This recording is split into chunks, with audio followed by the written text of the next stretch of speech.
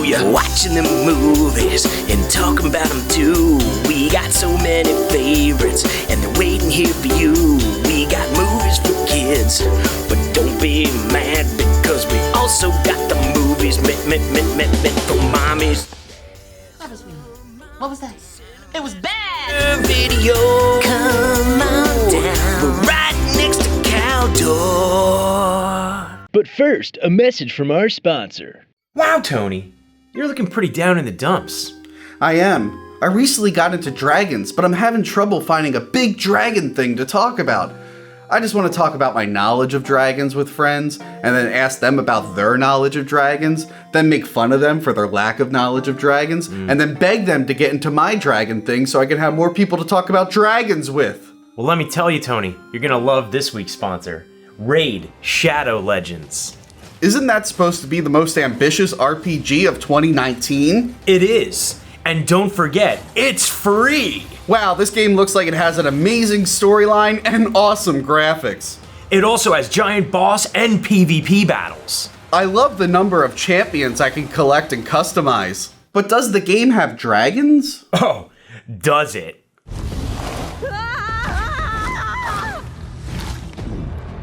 Raid's special launch tournament is happening right now and it's getting big real fast. So go to the description of this video, download Raid only through our links to get 50,000 silver immediately. So download Raid Shadow Legends today. I don't want to sound like I don't like anything, because I like movies, but there's sometimes when I just don't quite get it.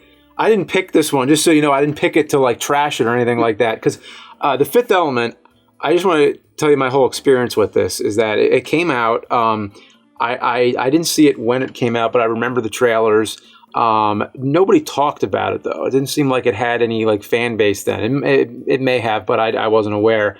And then years and years and years go by, and then now everybody talks about it like it's some classic. I'm like, well, oh gee, I missed the boat on that one.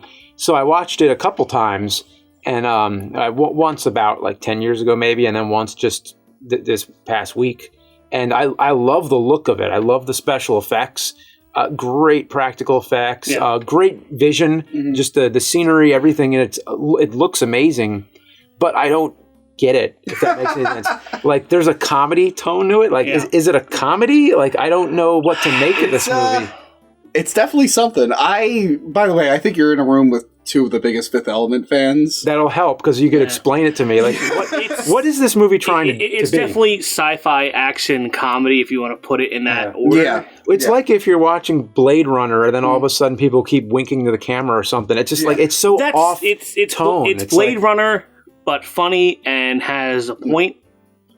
I think a lot of it might be they brought life to the universe. It was I will say, like, all right, so the story is like the story is kind of bizarre. There's some stuff missing. So there's a giant evil ball in space that wants to destroy the world. It tries to do it every 5,000 years. It's the embodiment of all evil in the universe. And then there's 5 elements that have to be combined to destroy it. Like in Captain Planet. Yes, like much like Captain Planet. Why is the giant ball there? How does it communicate with Gary Oldman? Why is Gary Oldman working with it? Not so much plot things, but just what is this? What is this movie? Like, what is it? Is the point? Well, like trying to find a reason to save humanity, because that's what her journey is. The Fifth Element, Leeloo. She's supposed to protect humanity from this evil, but she's seeing how awful people are, so she's trying to find reasons to save us, and in the end it ends up being love. Who gives a shit? Because the movie's pretty fucking awesome, and you get a cool chase. Look, lady, I only speak 2 languages, English and bad English. I mean, this movie's, I think it's good. Yeah. But it's a fun movie. Yeah. And it's all over the place, and as you said before, like the style, and it's just the makeup, the casting is so good in this film. Yeah. And, it introduces like Egyptian stuff and then space stuff. There is like aliens, a cool alien mythology, but they don't go into it too much. Like, I would love to know more about those big turtle guys, why they're fighting the weird dog face guy. Yeah, they looked cool. Yeah, they were awesome. I mean, this movie did follow up like Stargate and stuff like that. So. Yeah. I don't know. It's just a fun time. Like, you don't think about the story too much because the characters are so rich. The comedy's so funny. it's just so quirky to look at that it's like... Yeah, they build a really big universe because, they show these secret aliens in the beginning, but then later, when it's 300 years in the future, the aliens have to ask permission to get into the Earth Defense Force. Yeah. It's like, well, I guess they made first contact. Who cares? They're back. I think a lot of it is Luc Besson, he's what, French? Yeah. This definitely has a French feel, especially if you've seen some of his other movies or other French directors. Yeah, he also did Professional and Wasabi and and then other French directors like Jean-Pierre Jeunet, who did Alien Resurrection. He also did City Lost Children. They're also like sci-fi, but they're full of over-the-top cartoony characters. So I think maybe there might be like a cultural thing if you don't watch a lot of those movies. This one could be kind of like, what is this?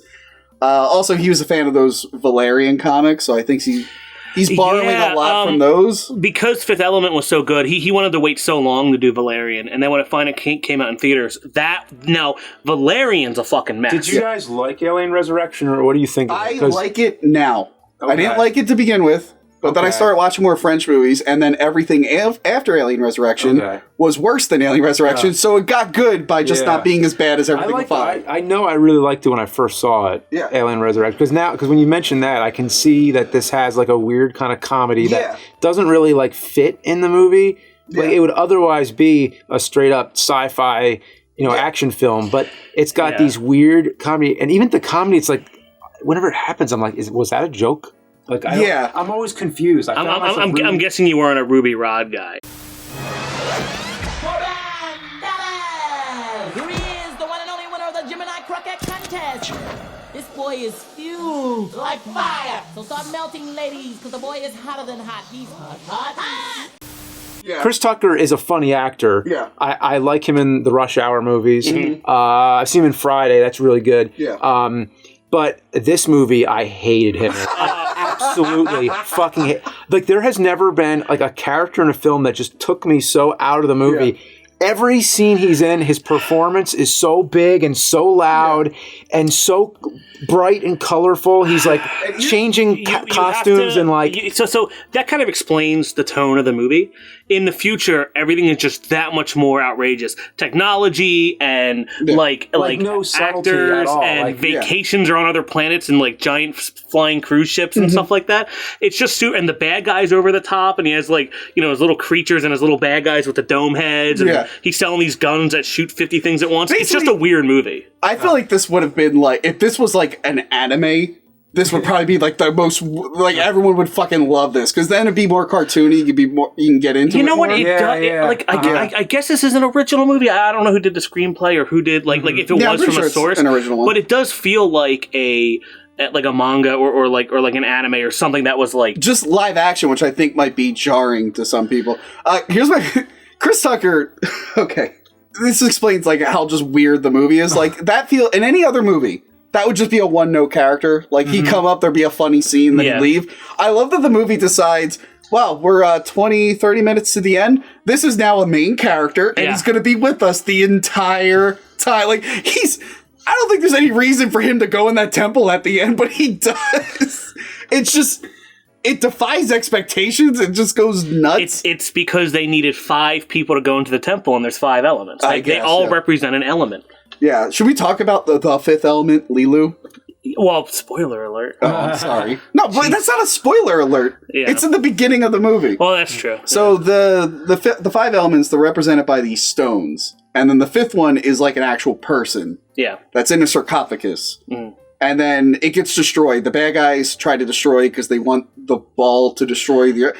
they never explained why so many people are working with this evil fucking ball. No, it doesn't make any sense. The only person that's working with the evil fucking ball is Gary Oldman. Right, but they never explain what his deal is. But he pays the Mangalorians, not to be confused with the Mandalorians, to blow them up. So then now our technology is able to rebuild the 5th element.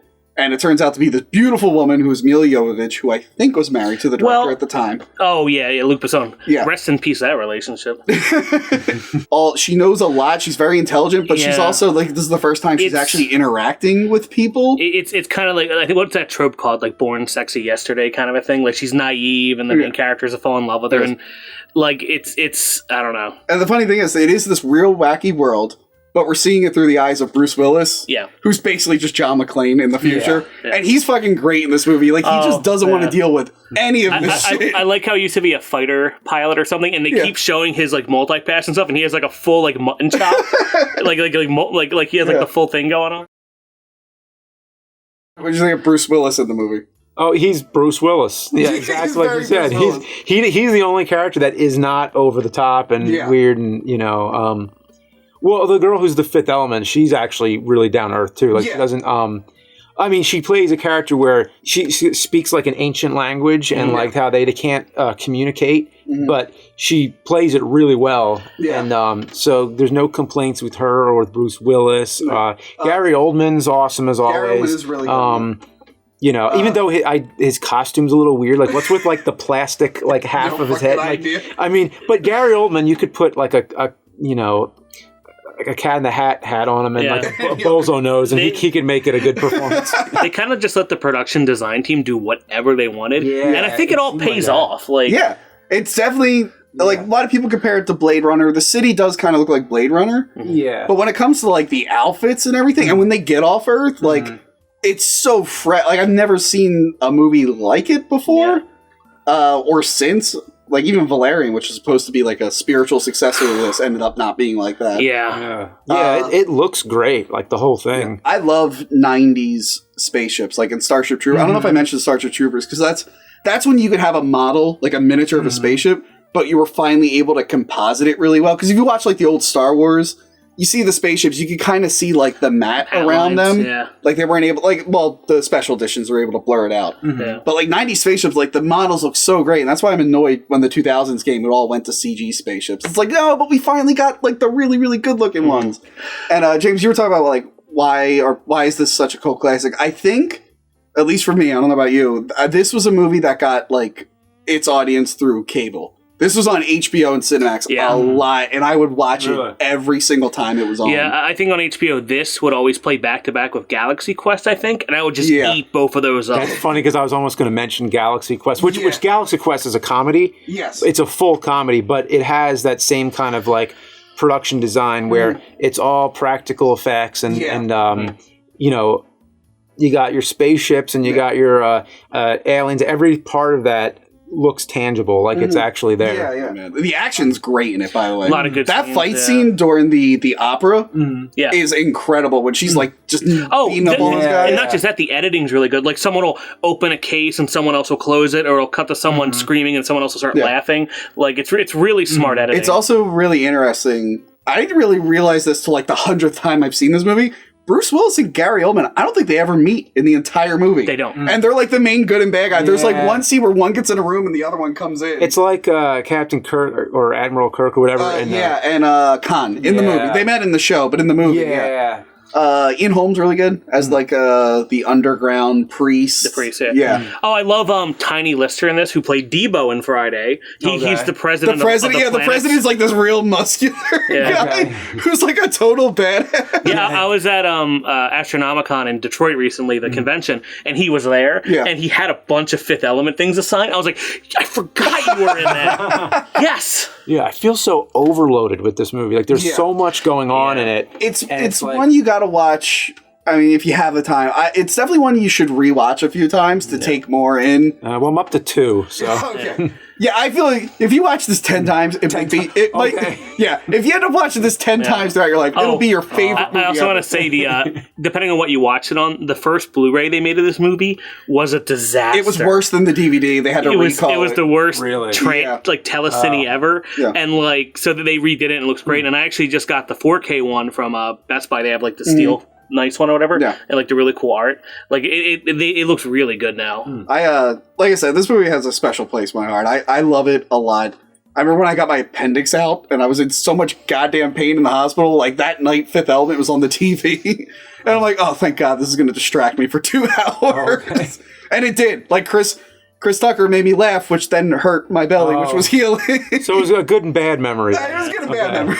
I guess to round it out, do you have any like scenes you didn't like or really, really liked or anything? No. I mean, there's so many scenes in the movie. I think most people would say like the opera scene is really awesome because then it cuts in between the fight scene. Yeah, I mean the editing, I can see that, but the opera scene itself, I'm just like, This is weird. This is really weird. It is weird. Please make it go away. This is weird. I think rewatch it with the mind that this is a French movie. Just watch it with that. Watch a couple French movies, then you'll really be able to tune into it. And like I think I was watching on YouTube the other day when you did movies that you don't really like as much as other people do. And I think this was on the list. It wasn't on that list. If I did, maybe like top 20, maybe top 30. The fucking Matrix is on the list. The Matrix. We're talking about that soon. Okay, all right. Speaking of the blue diva in the movie, which was really cool. That's a really cool alien design and stuff. It always reminds me when they did Alien vs. Predator 2.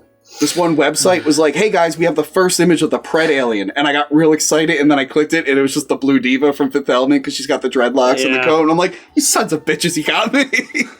The stones are in me, and they like tear them out of me. Yeah, I love it's like, awful. It's not even metaphorical. It's like, no, they're physically in me, and you gotta rip them out. I wanted to know what would happen if, like, they're like, okay, like, she didn't get shot, and then after the show, he's like, hold on, I gotta go to the bathroom and poop out. Just push the shit out the stove. I don't know. I guess one thing I do want to mention about this movie is that women love this movie. Well, that's cool, yeah. Yeah, they really, really love it. And as an example, good friend of the show, Johanna, who begged to be in this review but couldn't be here because we filmed during her work hours, sent us a tape in to see why she loves it. Let's play the tape. It has fun with the sci-fi genre, and it doesn't take itself too seriously. Gary Oldman is great as Zorg. Also, Bruce Willis is sexy as hell in that orange shirt. Also, I don't know what's with this movie in orange. They're like really obsessed with orange. For a movie that's over 20 years old, I think the effects hold up pretty decently. That opera scene, amazing. It's just nice to see a female action hero without the forced girl power message. By the way, the last time I saw this movie was a 20th anniversary showing. I went with Tony. On our way back, he literally almost shit his pants. We went to stop at a Wawa because it was that bad. He went in there, literally turned right back around because someone apparently pooped all over the walls. So then we're right by his house, and he goes and literally parks on top of his grass. He runs out the door, flings his keys at me, and says, finish parking this car. Well, thanks for that. Anyway, Fifth Element. Awesome, really great movie. I understand people's issues with it. Yeah. I will say that, we didn't really talk about different scenes that happen or really what we like or what this character does or like the whole plot in general. Because it's very confusing to find people like yourself, James, who just don't like this movie. Well, the movie itself was confusing. It's just there's so much happening in it that at the end I can't even remember what I saw. I'm like, I just feel overstimulated. I do appreciate that you're more indifferent instead of outright hating it. No, I don't hate it. I've never met anyone that hated it. I definitely don't hate it. I've met some people who do hate the movie. It's like, that's dumb. Yeah. And it's like, it's kind of a hard movie to defend. Visually, it's awesome. Like, I go watch it with the sound off and be like, that looks cool, But I don't walk away from it with any like idea or any like. I don't walk away from it with any feeling. It's just like, I just saw it and it was weird and it has no place in my heart the same way you guys do. Yeah. I will say that's fine. If you haven't seen it, I want you to watch it for the first time. Definitely see it. It's recommended. Well, I kind of want to see what hit me up on Twitter. I want to know what people seeing this for the first time thing. Yeah. Because I don't really know anyone that hasn't seen it. Yeah. And did you have to see it 10 times before you liked it? And then just a disclaimer for some people watching it, you're going to be sad in the beginning because Luke Perry's in the beginning and he recently just died a few weeks ago. That got me sad. I was watching last night like Luke Perry. I'm not even a big Luke Perry fan, but I was like, oh, that's a bummer. It really made me down. But the rest of the movie, after that, you're going to love it. Yeah. Or not. I wish it won more awards, especially for music. It got an Oscar nod for sound mixing. Yeah. But when you go up against Titanic and As Good as It Gets, you're gonna lose hard. Yeah. Did people talk about this when it first came out or no? I think Titanic dominated that year. There was a lot of good sci-fi. There were a lot of good special effects movies that year. Yeah. Like, Tomorrow Never Dies has some great effects. But Titanic kind of overshadowed everything. Yeah, my heart will go on, Yeah. That was a big one. Yep. Yeah, it was literally a big one. It was a Titanic, right? Yeah. Well, that was good. I can't wait for the Sixth Element.